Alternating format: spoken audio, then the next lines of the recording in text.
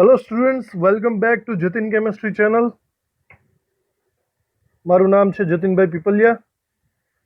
આપણે અહીંયા ઓર્ગેનિક કેમેસ્ટ્રીની વાતો કરીએ છીએ. સ્ટીરિયો આઇસોમર્સનો આ 10મો લેક્ચર આપણે ચાલુ કરીએ છીએ. આજનો 10મો લેક્ચર છે સાયક્લિક સ્ટ્રક્ચર્સ ઉપર, conformers of cyclic conformers in cyclic structure. અગાઉના લેક્ચરમાં આપણે કન્ફર્મર્સ ઇથેન, બ્યુટેન અને એને રિલેટેડ ઘણા બધા એમસીક્યુ સ્ટ્રક્ચર ડ્રોઈંગના કરી ચૂક્યા છીએ. આગળના લેક્ચર્સ બરાબર રીતે નોટબુકમાં રાખજો. આજના લેક્ચરમાં આપણે સાયક્લિક સ્ટ્રક્ચરને ડિટેલમાં ભણવાની કોશિશ કરશું. જો કે આ લેક્ચર ખૂબ જ હું નાનો બનાવવાનો છું. સાયક્લોહેક્ઝનને આપણે અલગથી એક અલગ લેક્ચરમાં લેવાના છીએ. તો આ ખૂબ જ એક નાની એવી માહિતી આપણે લઈ લઈએ કે સાયક્લિક સ્ટ્રક્ચરમાં કન્ફર્મર્સ કેવી રીતે હોય. તો સાયક્લિક બંધારણોમાં કન્ફર્મર્સ આ આપણે શીખવાનું છે. ચલો, હવે આ વસ્તુ શીખવા માટે સૌથી પહેલાં એક કામ કરીએ. આપણે કોઈ એક એક્ઝામ્પલ લઈએ. ચલો, દાખલા તરીકે હું એક એક્ઝામ્પલ લઉં છું. બોલો, આનું નામ શું આપણે રાખી શકીએ? ઓકે, આનું નામ રહેશે સાયક્લોપ્રોપેન. સાયક્લિક બંધારણ છે. મારે જો આ સાયક્લોપ્રોપેનને સાયક્લોપ્રોપેનને જો મારે બંધારણમાં કરવું હોય ન્યુમેન પ્રોજેક્શનની અંદર, તો કેવી રીતે બનાવી શકાય? ઓકે, જો સાયક્લિક બંધારણને અહીંયા ન્યુમેન પ્રોજેક્શનમાં કરવું હોય તો પહેલાં આપણે વિચારવું પડશે કે 1 નંબરનો કાર્બન કોને રાખવાનો છે અને 2 નંબરનો કાર્બન કોને રાખવાનો છે. બરાબર? તો અહીંયા તમે સિમ્પલી અહીંયા વિચારો કે જો તમે આને 1 નંબરનો કાર્બન રાખશો અને આને 2 નંબરનો કાર્બન રાખશો, એનો મતલબ એમ છે કે તમારે આ સાઈડ આ એંગલથી જોવાનું છે. આપણે આમ પણ અગાઉ ડિસ્કશન કરી છે એ પ્રમાણે આગળના કાર્બનને આવી રીતે દર્શાવીએ છીએ આપણે ડોટ વડે. બરાબર? હવે તમે વિચારો, આગળના કાર્બનને અહીંયા કેવી રીતે લખેલો છે? આગળનો કાર્બન અહીંયા આ છે. બરાબર? આની પાસે કઈ કઈ વસ્તુ છે? આની પાસે 2 હાઇડ્રોજન છે, સમજાય છે? અને એક સાયક્લિક બંધારણ છે જે બીજા સાથે જોડાયેલું છે. આપણે આને આલ્ફા કાર્બન તરીકે હાલ પૂરતું લખી લઈએ. બરાબર? તો આપણે એક કામ કરીએ, આપણે 2 હાઇડ્રોજનને દર્શાવી દઈએ. આ એક હાઇડ્રોજન છે, આ બીજો હાઇડ્રોજન છે, અને બાકીનો આ જે કાર્બન છે એ કાર્બન કયો હશે? Alpha carbon. હવે પાછળનું સ્ટ્રક્ચર આપણે દોરીએ. પાછળનું સ્ટ્રક્ચર રાઉન્ડ વડે દોરાશે આવી રીતે. અને એ સ્ટેબલ સ્ટ્રક્ચરને બનાવવું હોય તો આપણે નોર્મલી સાઈડમાં એન્ટી અને ગોસમાં લેતા હતા, પણ એક વસ્તુ ભૂલી જાઉં છું, અહીંયા આલ્ફા કાર્બન બંને સાઈડથી જોઈન્ટ થયેલો છે. તો આલ્ફા કાર્બનને અહીંયા જોઈન્ટ કરવા માટે તમારે આવી રીતે જોઈન્ટ કરવો પડશે. બરાબર? અને બાકીની સિચ્યુએશન સેમ ટુ સેમ છે.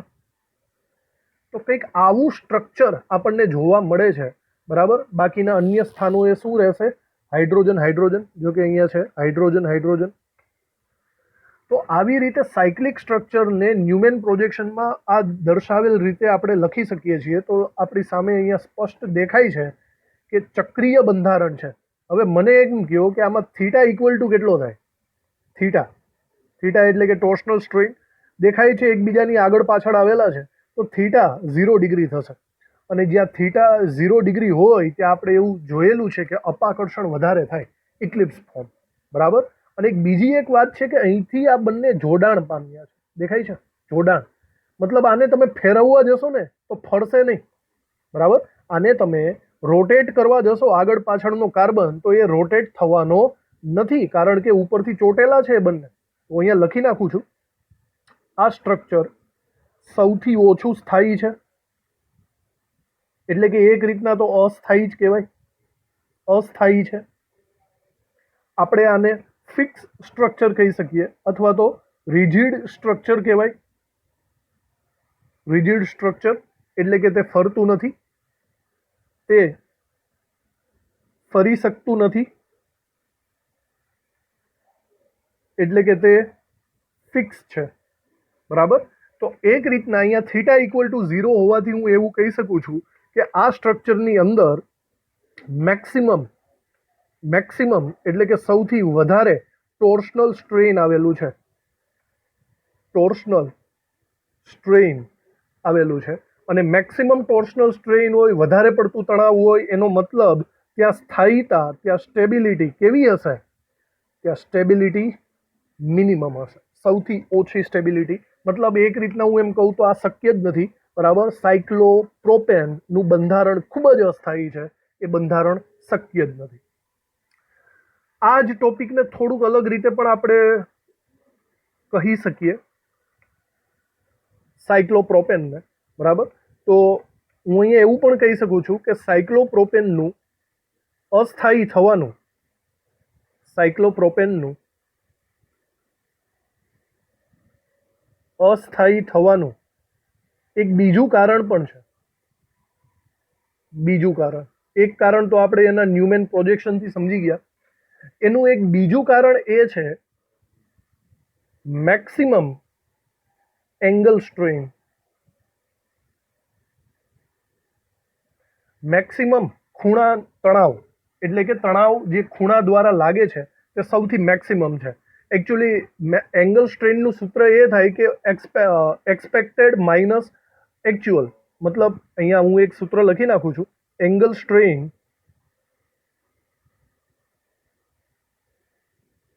આપણે ડેલ્ટા તરીકે એને ઓળખીએ, એંગલ સ્ટ્રેન. તો એમાં એનું સૂત્ર થાય છે એકચ્યુઅલ.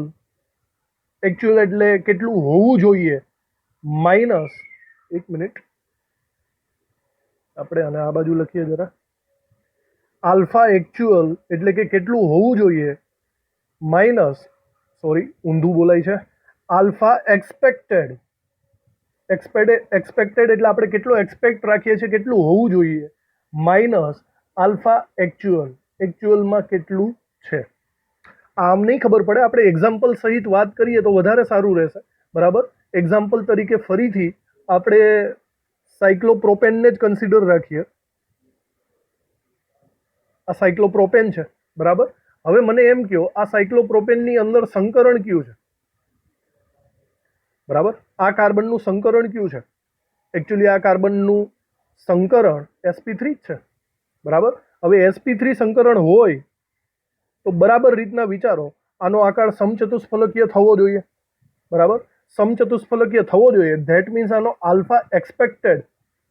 એક્સપેક્ટ આપણે શું કરીએ, સમચતુષ્ફલકીયનો ખૂણો કેટલો હોવો જોઈએ? 109 ડિગ્રી 28 મિનિટ્સ, બરાબર. 109 ડિગ્રી 28 મિનિટ્સ, આટલું આપણે એક્સપેક્ટ કરતા હોય છે. પણ અહીંયા એકચ્યુઅલી વિચારો કે આનો એકચ્યુઅલ આલ્ફા છે કેટલો? ત્રિકોણમાં આલ્ફા કેટલો હોય? તો અહીંયા આલ્ફા એકચ્યુઅલ 60 ડિગ્રીનો મળે છે તમને. હોવો જોઈએ 109 ડિગ્રી 28 મિનિટ, પણ એકચ્યુઅલી છે કેટલો? 60 ડિગ્રીનો. હવે તમે આ સૂત્રની અંદર કિંમત મૂકો, એંગલ સ્ટ્રેન. હવે alpha expected that means 109 degree 28 minutes minus 60 degree, તો અહીંયા 49 ડિગ્રી સમથિંગ તમને જવાબ મળશે. એકચ્યુઅલી આ સૌથી વધારે છે કોઈ પણ ઓર્ગેનિક સંયોજનોમાં, કાર્બનિક સંયોજનોમાં એંગલ સ્ટ્રેન સાયક્લોપ્રોપેનનો ખૂબ જ વધારે કહેવાય. અને આટલો બધો એંગલ સ્ટ્રેન હોવાના કારણે સાયક્લોપ્રોપેન કેવો છે? અસ્થાયી છે. તો આ બે રીઝન આપણે આપી શકીએ કે સાયક્લોપ્રોપેન ખૂબ જ અસ્થાયી છે. થોડીક અમુક વાતો કરીએ આપણે સાયક્લિક સ્ટ્રક્ચર, મેં જે હમણાં તમને કીધેલું દોરવા માટે, એના ઉપરથી એક સવાલ છે, આની ડિસ્કશન કરીએ આપણે. જો કે અહીંયા નામ લખેલું છે, અહીંયા આપણને એક સ્ટ્રક્ચર આપેલું છે 1,2-ડાયમિથાઇલ, 1,2-ડાયમિથાઇલ સાયક્લોપ્રોપેન.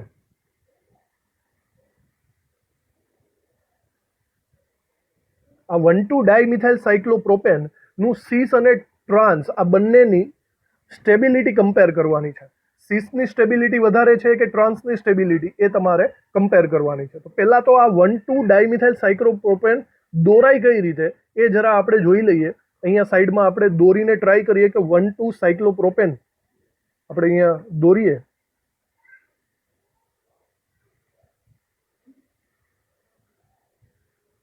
બરાબર, સાયક્લોપ્રોપેન છે. અહીંયા આપણે 1,2-ડાયમિથાઇલ, 1 અને 2 સ્થાન ઉપર ડાયમિથાઇલ મૂકવાનો છે. હવે ડાયમિથાઇલ સીસ ફોર્મમાં પણ પોસિબલ છે અને ટ્રાન્સ ફોર્મમાં પણ પોસિબલ છે, એટલે આપણે એકચ્યુઅલી બે આકૃતિ બનાવી નાખીએ. બરાબર, બે આકૃતિ આપણે બનાવીએ, સીસ વાળી અને ટ્રાન્સ વાળી. ચલો પહેલી આકૃતિ દાખલા તરીકે સીસ વાળી કરીએ તો આપણે એવું લખી શકીએ કે મિથાઇલ ગ્રુપ 1,2 ડાઈ મિથાઇલ મિથાઇલ મિથાઇલ ગ્રુપ એક જ સાઈડ રહેશે. આને કહીશું 1,2 ડાઈ મિથાઇલ સાયક્લોપ્રોપેન અને આ ફોર્મ કેવું છે? સીસ છે.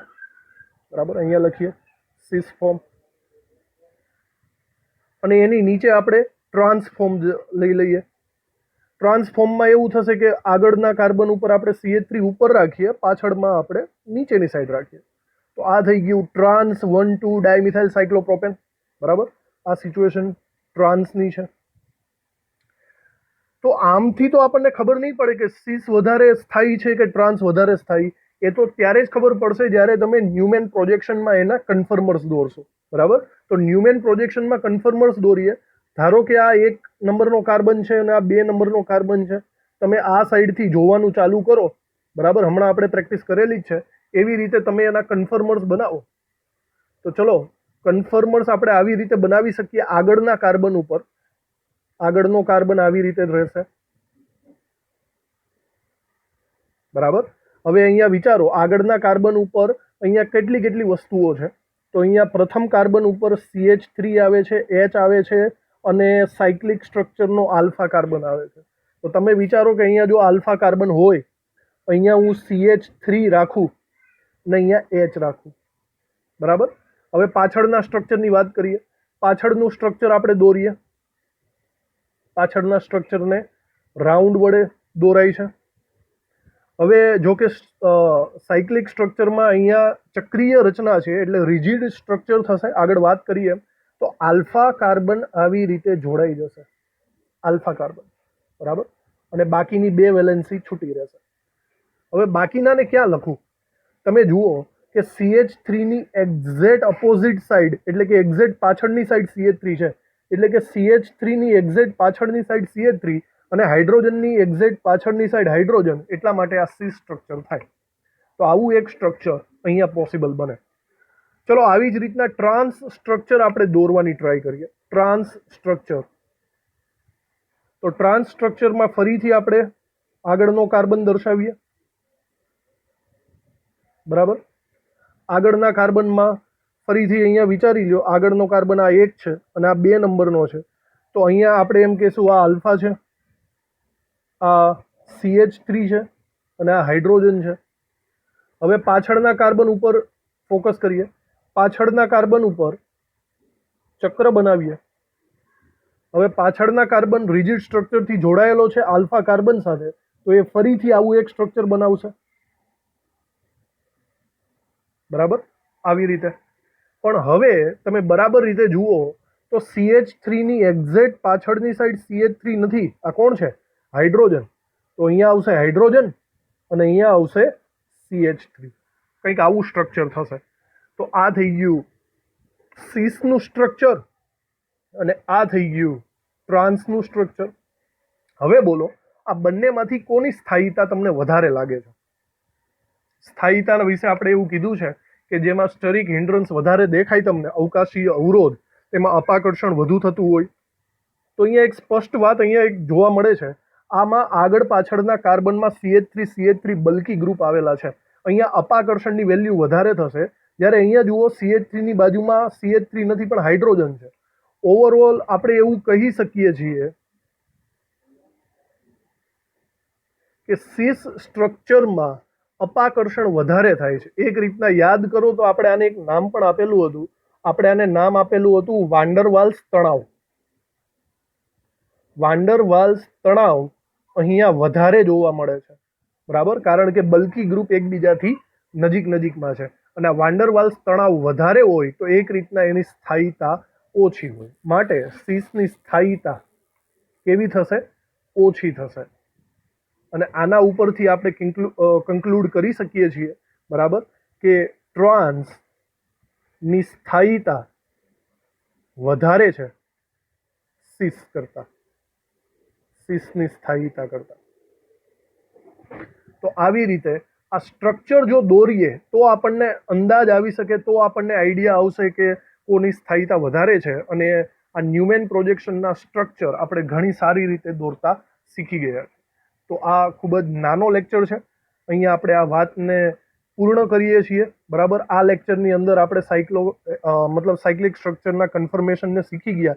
બરાબર, આ સાયક્લિક સ્ટ્રક્ચરના કન્ફર્મેશનને બરાબર યાદ રાખજો. આગળ જતા આપણે સાયક્લોહેક્ઝેનમાં કન્ફર્મેશન જોવાનું છે. ખૂબ જ લાંબી વાત છે જે આપણે આગળ વધારશું નેક્સ્ટ લેક્ચરમાં. Thank you.